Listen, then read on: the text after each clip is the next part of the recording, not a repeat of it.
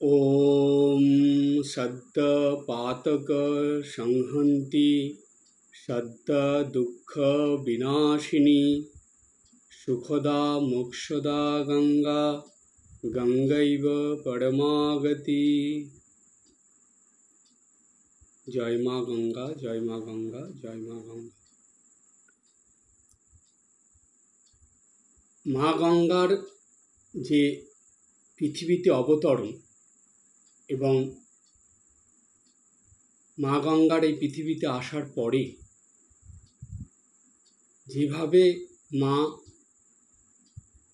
এই জগৎবাসীর কল্যাণের জন্য, মঙ্গলের জন্য সেই সৃষ্টির দিন থেকে আজ পর্যন্ত বয়ে চলেছেন এবং পাপী তাপীদের, পতিতদের উদ্ধার করে চলেছেন, এসব কথা ভাবলে মনে হয় যে আমরা এমন একজন মাকে জানছি বা মায়ের কথা শুনছি, যেই গঙ্গা মা নামটা শুনলেই যেন শুদ্ধতা, পবিত্রতা চোখের সামনে ভেসে ওঠে এবং মনের ভিতরে সেটা প্রভাব বিস্তার করে। কিন্তু দেখুন, গঙ্গা মা কথাটা আমরা শুনেছি, সেই সত্যযুগে অনেক মুনি ঋষিরা মা গঙ্গার দর্শন পেয়েছিলেন, কিন্তু এই কলিযুগে মানুষের গঙ্গা মার নামটা শোনা, ছবিতে দেখা, বইয়ে পড়া, কিন্তু মা গঙ্গার রূপ কেমন এবং শুদ্ধতা পবিত্রতার চরম শিখরে উঠলে সেই নারীর রূপ কেমন হতে পারে সেটা আমাদের কারোই জানা ছিল না এবং আমরা দেখিও নি। এই কলিযুগের মানুষ এতটাই ভাগ্যবান এবং ভাগ্যবতী যে তারা সেই চরম পবিত্রতার স্বরূপিণী, যিনি পবিত্রতারও পবিত্রতা স্বরূপিণী, যেমন আমরা খণ্ডনভব বন্ধনতে পাই। স্বামীজি বলছেন ঠাকুরের সম্বন্ধে, জ্যোতিরও জ্যোতি উজ্জ্বল নিধি কন্দর। ঠাকুর যেমন জ্যোতিরও জ্যোতি, ঠিক আমাদের মা পবিত্রতারও পবিত্রতা, অর্থাৎ যার পবিত্রতার থেকে এই জগৎ সংসারে পবিত্রতা ছড়িয়ে পড়েছে, সেই মা।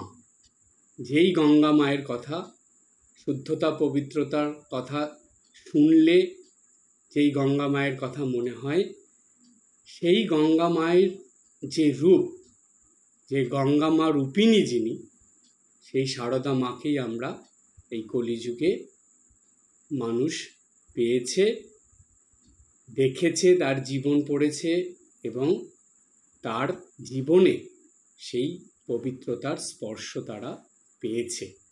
তাই স্বামী অভেদানন্দজি মহারাজ সারদা স্তোত্রতে লিখলেন যে পবিত্রতা স্বরূপিণী মা। এই মা সম্বন্ধে তিনি এই কথাটাই সবথেকে উপযুক্ত বা প্রযোজ্য বলে মনে করেছেন এবং তিনি সেটাই দিয়েছেন। তাই এই যে পবিত্রতা স্বরূপিণী মা, যিনি গঙ্গা মা সঙ্গে সমতুল্য, বা আমরা আলোচনার মধ্যে থেকে পাব যে সেই দেবী, গঙ্গা দেবী বা গঙ্গা মাই সারদা মা বা সারদা দেবী। এই আলোচনার মধ্যে দিয়ে আমরা সেটা আজকে বুঝে নেব।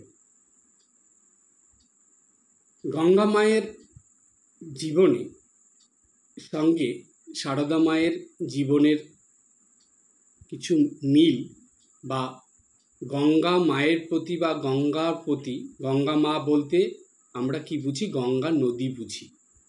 তো এই গঙ্গার প্রতি বা গঙ্গা নদীর প্রতি, বা বলা যায় গঙ্গা মায়ের প্রতি শ্রীমা সারদা দেবীর যে কেমন মানসিক টান ছিল, বা মা যে কতটা গঙ্গাকে ভালোবাসতেন, মার যে কেমন গঙ্গা প্রীতি ছিল, সেগুলো কতগুলো ঘটনার মধ্যে দিয়ে আমরা বুঝে নেব। শ্রী মায়ের গঙ্গার প্রতি বরাবরই খুবই আকর্ষণ ছিল। ঠাকুরের শরীর যাওয়ার পর কামারপুকুরে শ্রীমা সারদা দেবী যখন ছিলেন, তখন সেই সময় সেখানে থাকার সময়টাতে মার মনে হয়েছিল যে তিনি গঙ্গা স্নান না করে কি করে থাকবেন। মা সেইখানে থেকে মায়ের মন চঞ্চল হয়ে উঠেছিল। মা ভাবছিলেন যে না, এখানে আর বেশি দিন থাকবো না, গঙ্গা কাছাকাছি আছে এমন জায়গায় চলে যাব। তো এই কথা ভেবে মায়ের মন যখন চঞ্চল হয়ে উঠেছে, তখন মায়ের এক দিব্য দর্শন হলো। কি দর্শন হলো? মা দেখলেন যে কামারপুকুরের সামনের রাস্তা দিয়ে ঠাকুর আসছেন, পেছনে তার ভক্তবৃন্দ অর্থাৎ ঠাকুরের ভক্তবৃন্দরা সবাই আছেন, আর ঠাকুরের পাদপদ্ম থেকে গঙ্গা নির্গত হচ্ছে। তিনি আপন মনে বললেন, অর্থাৎ শ্রীমা সারদা দেবী নিজে নিজেই বলছেন যে দেখছি ইনি তো সব, অর্থাৎ ঠাকুরই সব, তার পাদপদ্ম থেকেই তো গঙ্গা। এটা হলো মায়ের একটা দর্শন। এবং কামারপুকুরে মায়ের যে মনোভাবের পরিবর্তন, সেটা হয়েছিল এই দিব্য দর্শনের পরে। এই ঘটনাটা আরেকটু সুন্দর করে বুঝলে আমরা এখানে পাই যে শ্রীমা ঠাকুরের দেহত্যাগের পর কামারপুকুরে ছিলেন। সেখানে ঠাকুরের দর্শন করতে থাকায় তিনি মনে জোর পেয়েছিলেন। সেই সময় কথা প্রসঙ্গে শ্রীমা বলেছিলেন যে সেখানে মায়ের একটা খুব সুন্দর দর্শন হয়েছিল।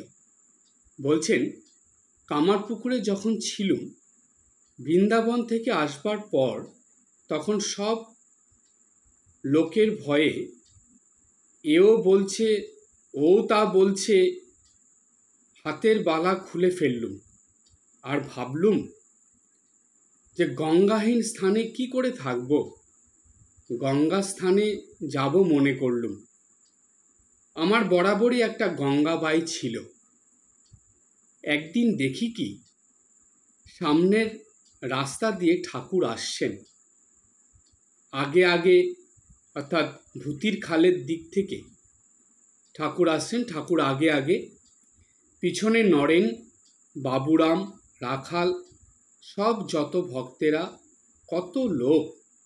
দেখি কি, ঠাকুরের পা থেকে জলের ফোয়ারার ঢেউ খেলে খেলে আগে আগে আসছে এই জলের স্রোত। আমি ভাবলুম, দেখছি ইনিই তো সব, এর পাদপদ্ম থেকেই তো গঙ্গা। আমি তাড়াতাড়ি রঘুবীরের ঘরের পাশের জবা ফুল গাছ থেকে মুটো মুটো ফুল ছিঁড়ে এনে গঙ্গায় দিতে লাগলুম। তারপর ঠাকুর আমাকে বললেন, তুমি হাতের বালা ফেলো না, বৈষ্ণবতন্ত্র জানো তো? আমি বললুম, বৈষ্ণবতন্ত্র কি? আমি তো কিছু জানি নে। তিনি বললেন, আজ বৈকালে গৌরমণি আসবে, তার কাছে শুনবে। সেই দিনই বৈকালে গৌরদাসী এলো, তার কাছে শুনলুম চিন্ময় স্বামী। অর্থাৎ এই যে দর্শনের কথা মা বললেন, এখানে খুব সুন্দর দুটো কথা আমরা পেলাম। মা এটা সরাসরি বলে দিলেন যে আমার বরাবরই একটা গঙ্গাবাই ছিল। তো এই যে গঙ্গাবাই মানে অর্থাৎ গঙ্গাতে যাওয়ার যে ইচ্ছা, বা গঙ্গার ধারে থেকে গঙ্গায় স্নান করে এই যে মায়ের ইচ্ছাটা আমরা দেখুন, এটা কিন্তু ঠিক পূরণ হয়েছিল। মা জয়রামবাটিতে থাকতেন ঠিকই, কিন্তু মাঝে মাঝে যে কলকাতায় যেতেন, আমরা জানি কলকাতায় গিয়ে মা প্রতিদিন গঙ্গা স্নান করতে যেতেন। যখন দক্ষিণেশ্বরে থাকতেন তখন তো করতেন, কাশীপুরে যখন থাকতেন তখনও মাঝে মাঝে যেতেন। তো এই যে গঙ্গার প্রতি মায়ের যে ভালোবাসা, এটাকেই গঙ্গাবাই বলা হচ্ছে। তো মায়ের বরাবরই এটা ছিল। মায়ের সারাটা জীবনের মধ্যে আমরা দেখি যে এই গঙ্গা প্রীতি বা গঙ্গার সঙ্গে মায়ের সম্পর্ক ওতপ্রোতভাবে জড়িয়ে আছে। তাই এই কথাটা মা নিজে মুখে স্বীকার করলেন যে আমার বরাবরই একটা গঙ্গাবাই ছিল। তারপরে মা বলছেন যে এর পাদপদ্ম থেকেই তো গঙ্গা।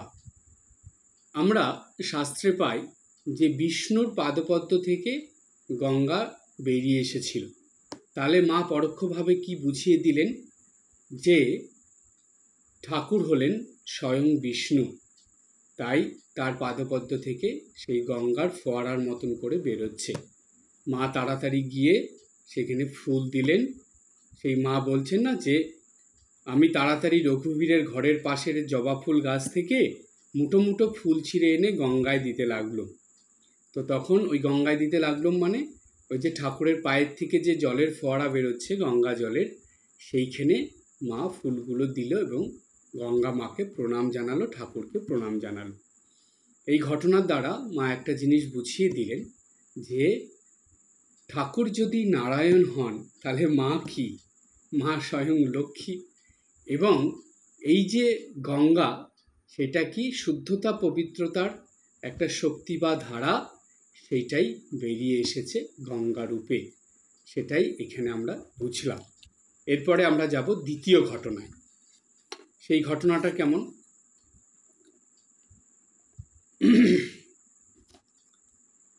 মা তখন বেলুড়ে নীলাম্বর বাবুর বাটিতে ছিলেন।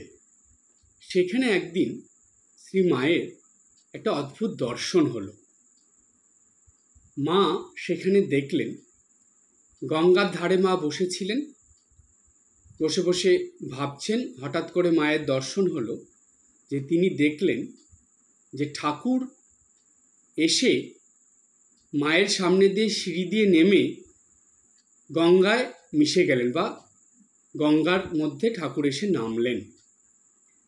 যেই ঠাকুর গঙ্গায় নেমেছেন, নামা মাত্র তার দেহ কি হলো? গঙ্গার জলের সঙ্গে মিশে গেল।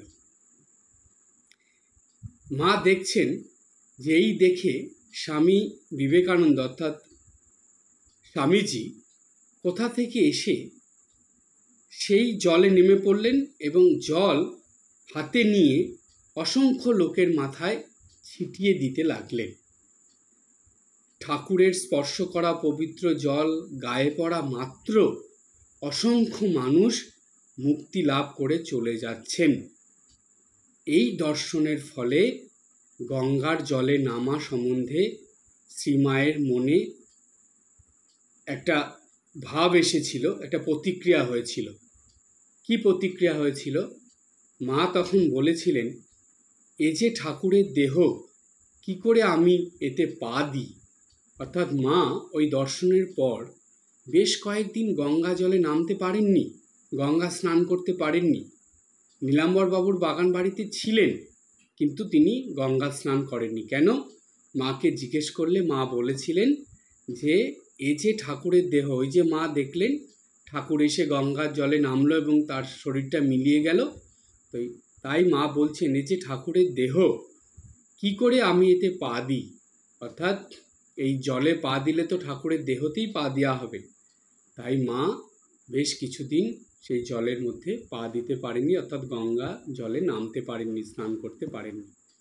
কিন্তু মা দেখলেন যে স্বামীজি দৌড়ে আসলেন, জলে নামলেন, সেই জল ছিটিয়ে দিচ্ছেন, অসংখ্য মানুষের সেই শরীরে মাথায় সেই জল ছিটা লাগছে এবং তারা মুক্তি লাভ করে চলে যাচ্ছেন।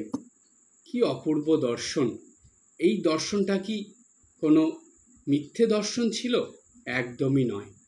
সেটাই আমরা দেখি পরবর্তীকালে তাই হলো। এই যে ঠাকুরের ভাব, যেটা শুদ্ধ পবিত্র ভাব, গঙ্গার মতন শুদ্ধ পবিত্র, সেই ভাব স্বামীজি সারা পৃথিবীতে মানুষের মধ্যে ছড়িয়ে দিলেন। সেই যে ভাব ছড়িয়ে দিলেন, সেই ভাব যাদের যাদের মধ্যে ঢুকেছে, যাদের মাথায় ঢুকেছে, যাদের মনের মধ্যে সেটা তাদের জীবনে কাজ করেছে, তারাই মুক্ত হয়ে এই পৃথিবী ছেড়ে চলে যাচ্ছে। রামকৃষ্ণ লোকে চলে যাচ্ছে, সারদা লোকে চলে যাচ্ছে। এটাই মা দেখে নিয়েছিলেন। একদম সত্যি দর্শন এটা। তাই দেখুন, জানবেন এই ঠাকুর শ্রী রামকৃষ্ণদেবের যে ভাব, শ্রীমা সারদা দেবী যে ভাব, সেটা হলো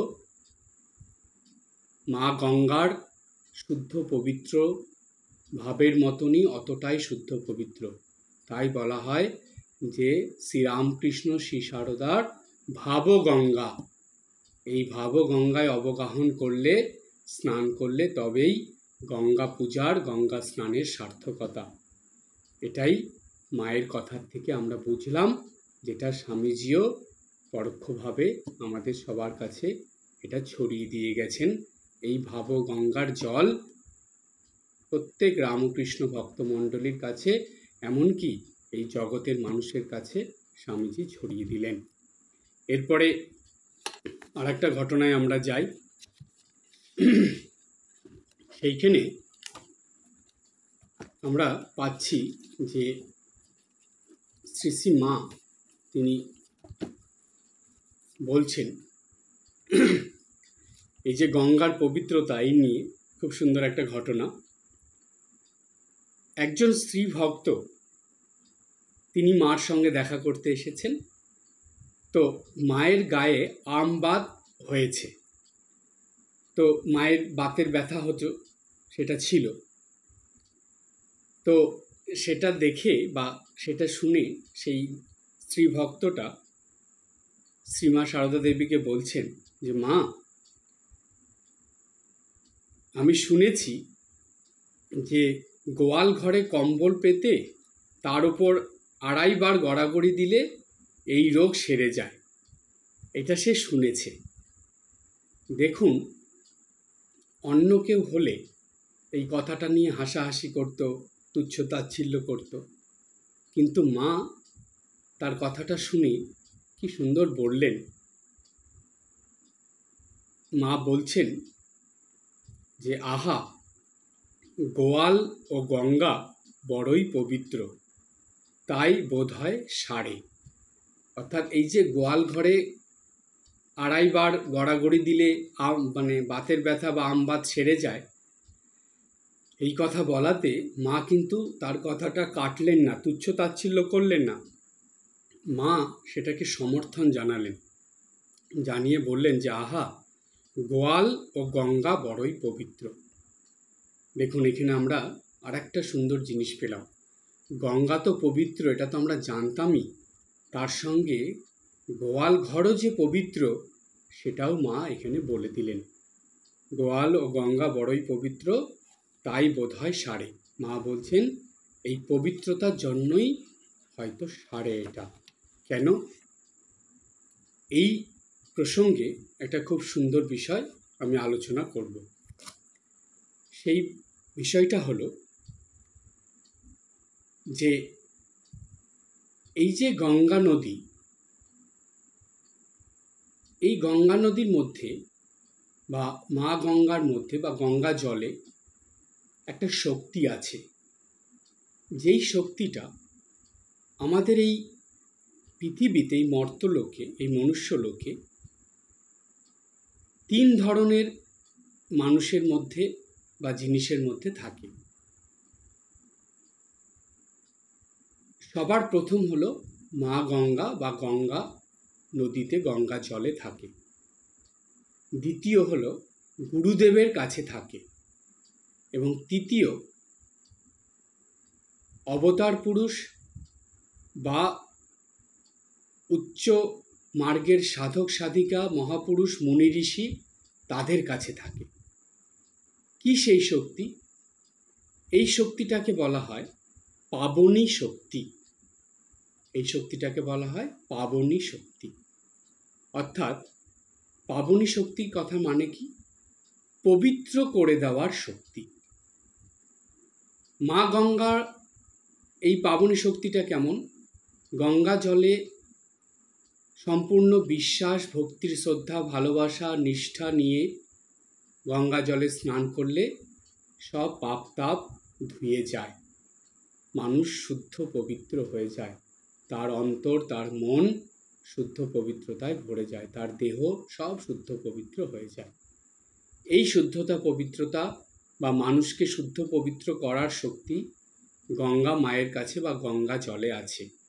তাই এই শক্তিটার নাম হলো পাবনী শক্তি, যেটা গঙ্গা মায়ের বা গঙ্গা জলে থাকে। দ্বিতীয় কার কাছে থাকে? গুরুদেবের কাছে থাকে। সেই জন্য বলে যে ভবে মানুষ গুরু নিষ্ঠা যার, সকল সাধনা সিদ্ধ হয় তার। অর্থাৎ মানুষ গুরুতে সম্পূর্ণ ভক্তি, বিশ্বাস ও নিষ্ঠা রাখলে তার মধ্যে এতটাই শুদ্ধতা পবিত্রতা আসে, সে যদি গুরুবাক্য পালন করে চলে, নিত্যদিন গুরুর নির্দেশ মেনে চলে, গুরুবাক্য পালন করে চলে, গুরুদেয়া মন্ত্র জপ করে চলে, তাহলে সেই শিষ্যের মধ্যে এতটাই শুদ্ধতা পবিত্রতা এসে যায় যে তার জীবনের সব পাপ তাপ ধুয়ে মুছে যায়, তার দেহ মন সব শুদ্ধ পবিত্র হয়ে যায়। তাই গুরুদেবের কাছে সেই পাবনী শক্তি থাকে। সেই জন্যই বলা হলো যে ভবে মানুষ গুরু নিষ্ঠা যার, সকল সাধনা সিদ্ধ হয় তার। এই শুদ্ধতা পবিত্রতার শক্তিতে তার সকল সাধনা সিদ্ধ হয়ে যায়। আর তৃতীয় শক্তি ও যেই শক্তি থাকে অবতার পুরুষদের মধ্যে, যেই ভগবান স্বয়ং মানুষের রূপ নিয়ে মানব দেহ ধারণ করে পৃথিবীতে এসে লীলা করেন, তারা পারেন মানুষকে সম্পূর্ণ শুদ্ধ পবিত্র করে দিতে। মহাপুরুষ যারা, উচ্চ মার্গের সাধক সাধিকা যারা এবং মুনি ঋষিরা, তাদের মধ্যে এই শক্তি থাকে।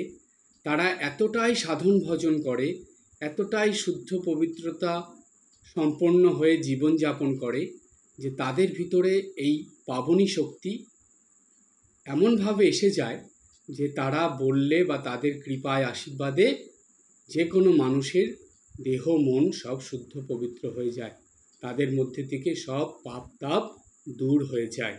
তাই এইসব অবতার পুরুষ, সাধক পুরুষ, মুনি ঋষিরা, মহাপুরুষরা, এদের মধ্যেও এই পাবনী শক্তি থাকে।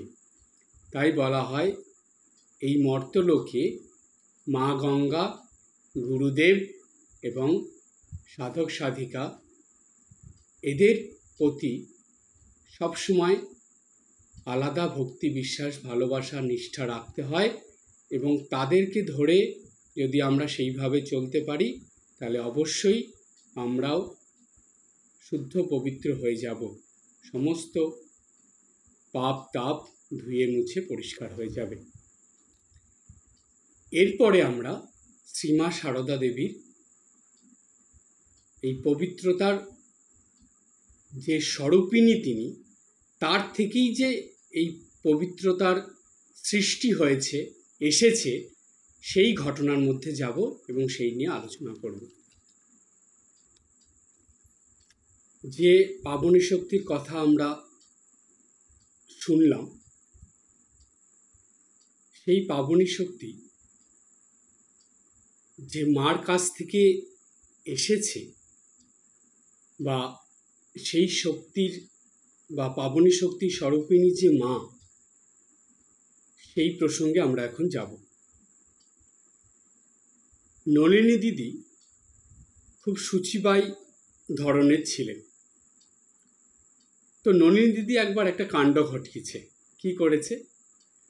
নলিনী দিদি পায়খানায় ব্যবহার হয় এরকম একটা ঘটি দিয়ে সে জল ঢেলে স্নান করে নিয়েছে। তো যেই এরকম করে স্নান করেছে, তো তখন তার অশুচি বোধ হয়েছে যে এটা আমি কি কাজ করে ফেললাম। তখন কিন্তু নলিনী দিদি অসুস্থ ছিল। তো নলিনী দিদি কী করেছে, সেই অসুস্থ শরীর নিয়েই গঙ্গা স্নানে চলে গেছে। তো এই গঙ্গা স্নান করে যখন ফিরেছে তখন সেটা মা শুনলেন। তো শুনে মা তার কাছে এই গঙ্গা স্নান করতে যাওয়ার কারণ জানতে চাইলেন, যে এইরকম শরীর খারাপ, এরকম অসুস্থতা নিয়ে সে কেন গঙ্গা স্নান করতে গেল। তো মা নলিনী দিদিকে জিজ্ঞেস করেছেন, শুনতে চেয়েছেন। তো নলিনী দিদি বললেন যে কী কারণে তিনি গেছেন। সেটা শুনে মায়ের কাছে উপস্থিত ছিলেন রাসবিহারী মহারাজ।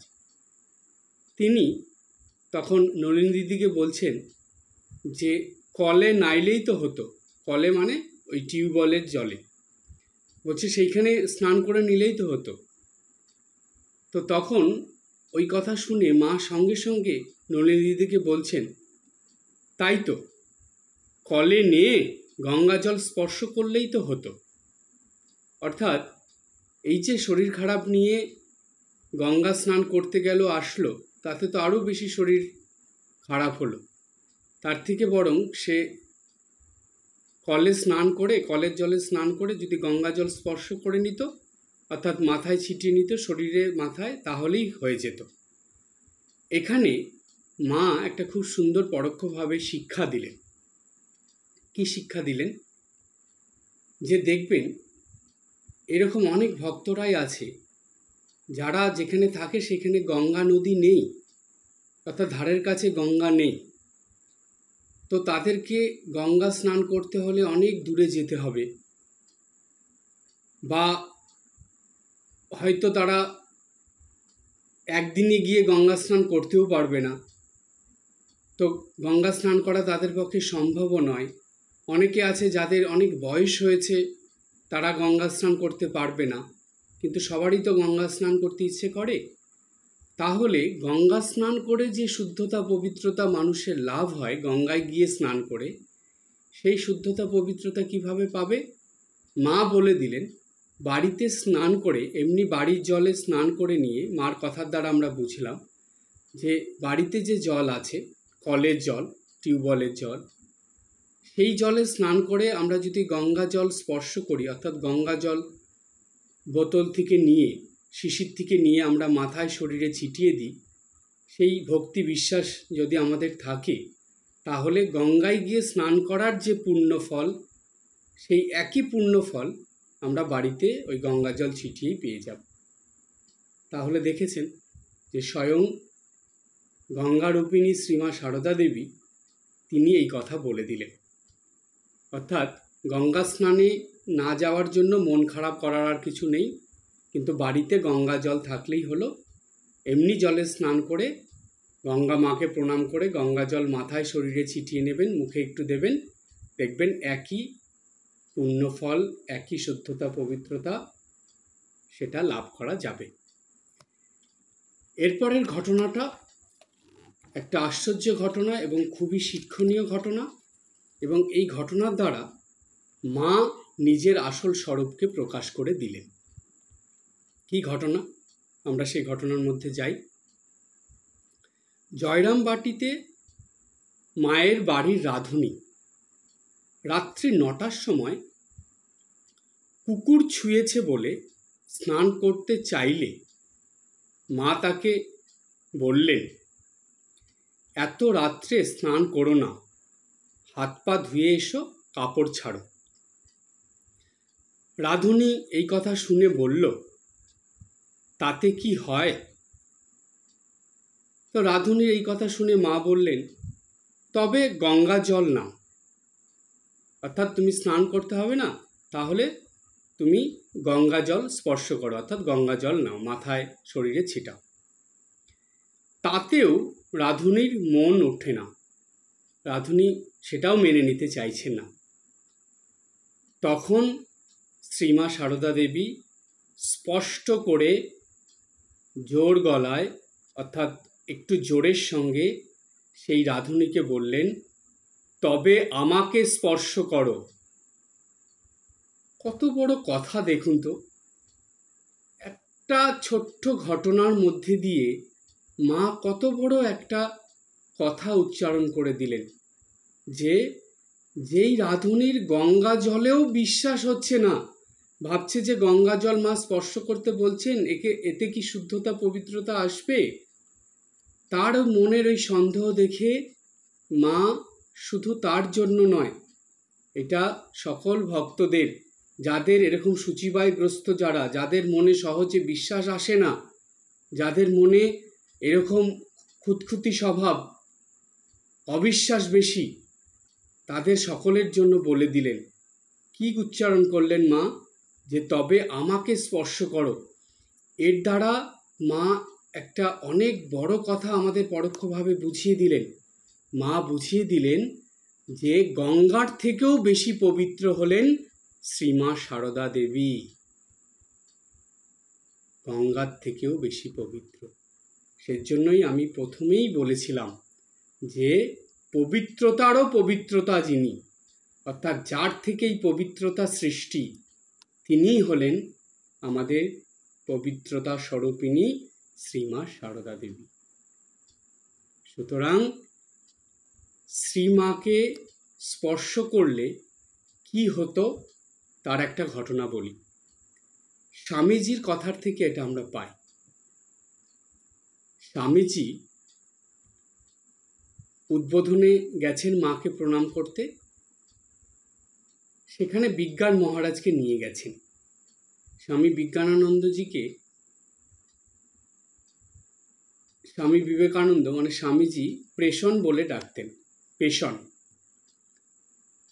তো স্বামীজি গিয়ে মাকে প্রণাম করেছেন উদ্বোধনে, একদম ষষ্ঠাঙ্গ হয়ে প্রণাম করেছেন, কিন্তু মায়ের চরণে স্পর্শ করেননি। মায়ের চরণ থেকে কিছুটা দূরে একদম শুয়ে পড়ে ভূমিতে মাথা ঠেকিয়ে প্রণাম করেছেন। উঠে দাঁড়িয়েছেন, বিজ্ঞানানন্দজি মহারাজ প্রণাম করতে গেছেন। বিজ্ঞানানন্দজি মহারাজ একটু খুব লাজুক ছিলেন, তো কোনো রকমে প্রণাম করেই সরে যাচ্ছেন। তখন স্বামীজি সেটা খেয়াল করেছেন, খেয়াল করে বলছেন, পেষণ, মাকে এইভাবে প্রণাম করতে হয়? বলে স্বামীজি আবার প্রণাম করে দেখালেন যে এই রকম ষষ্ঠাঙ্গ হয়ে মাকে প্রণাম করো। কিন্তু তখন স্বামীজি বিজ্ঞানানন্দজিকে বললেন যে যখন মাকে প্রণাম করবে মায়ের পায়ে স্পর্শ করবে না। তো বিজ্ঞানানন্দজি সেইভাবে প্রণাম করে গেলেন। এই যে মাকে পায়ে স্পর্শ না করে প্রণাম করা কেন, এর উত্তরে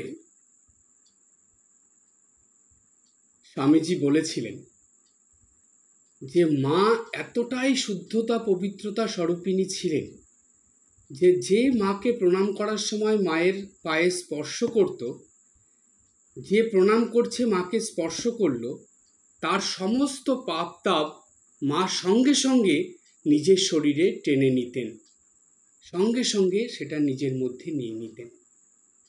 সেই জন্য স্বামীজি যখন মাকে প্রণাম করতে যেতেন, সেই বর্ষাকালের ঘোলা গঙ্গার জল বারে বারে খাচ্ছেন এবং মাথায় ছিটাচ্ছেন, পুরো শরীর ভিজিয়ে ফেলতেন গঙ্গা জলে এবং সমানে ওই ঘোলা জল খেতে থাকতেন, যে যদি কিছু অশুদ্ধতা অপবিত্রতা থাকে তাহলে তো সেটা মায়ের মধ্যে চলে যাবে।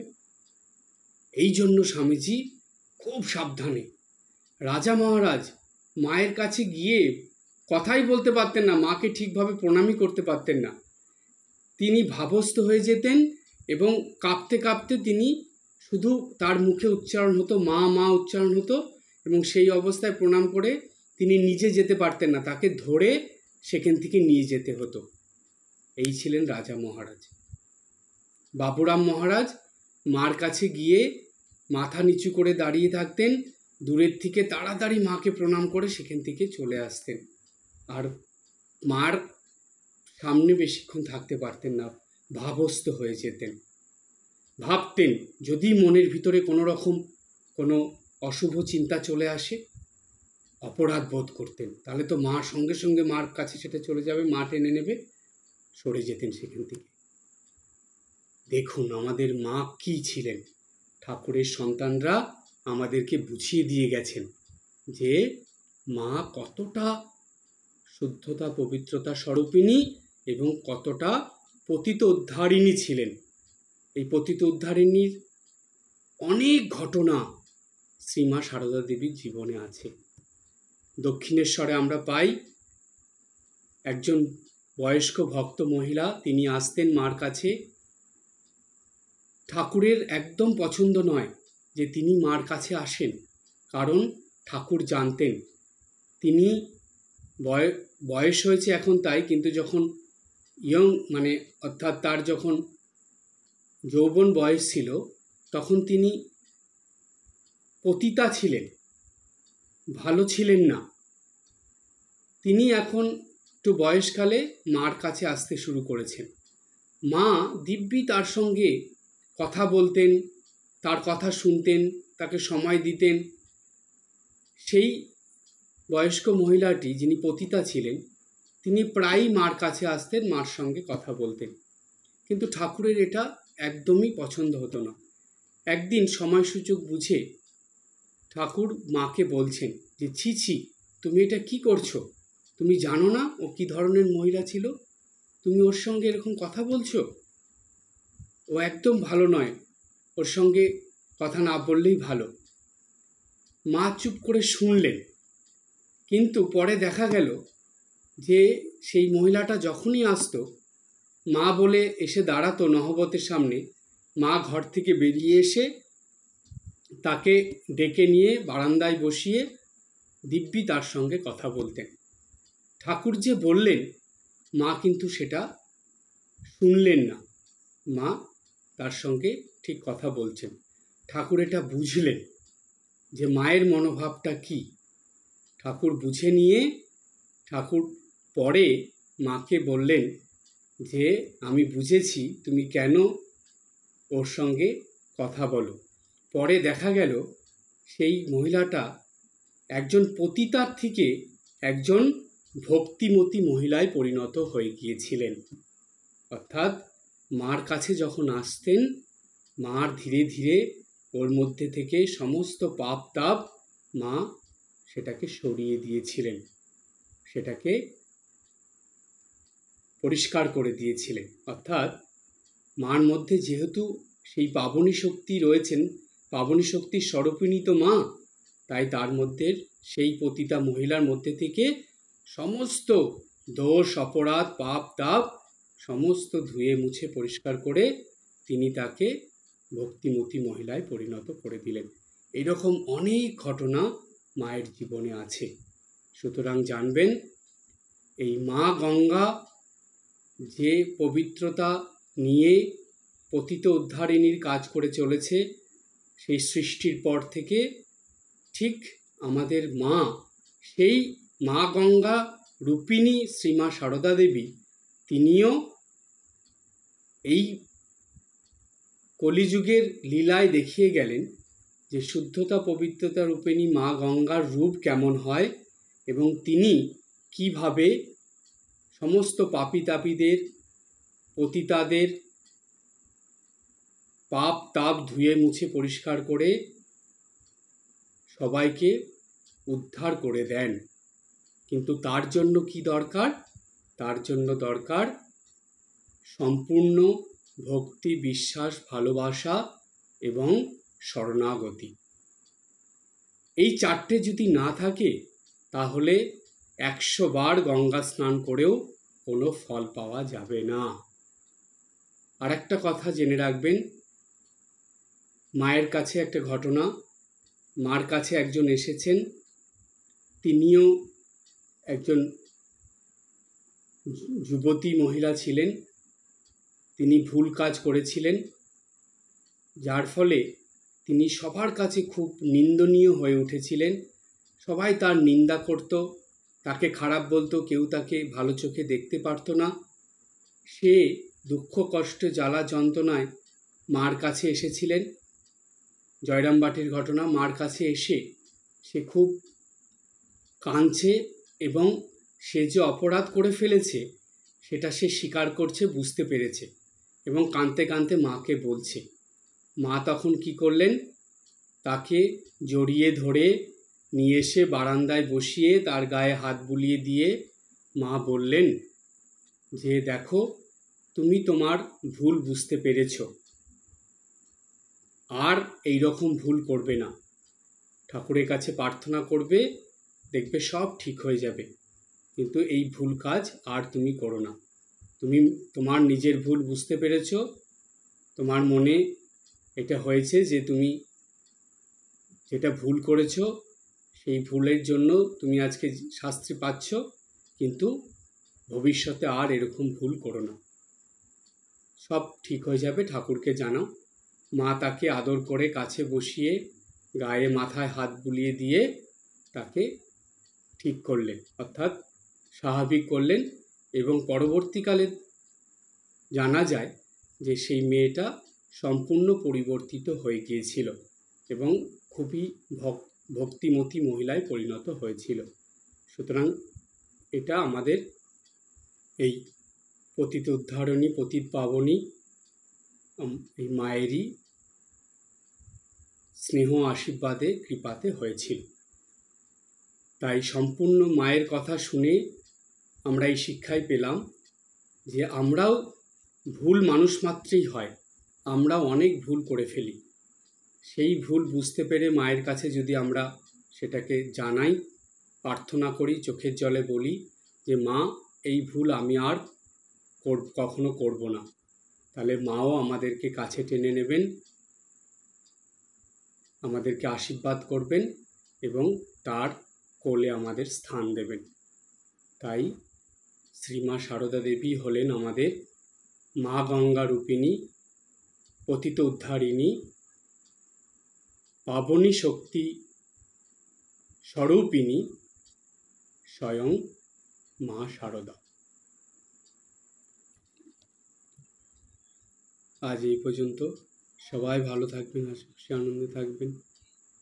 ওম যথাগ্নির্দাহিকা শক্তি রামকৃষ্ণে স্থিতা হ্যা সর্ববিদ্যা স্বরূপাং তাং শারদাং প্রণমাম্যহম।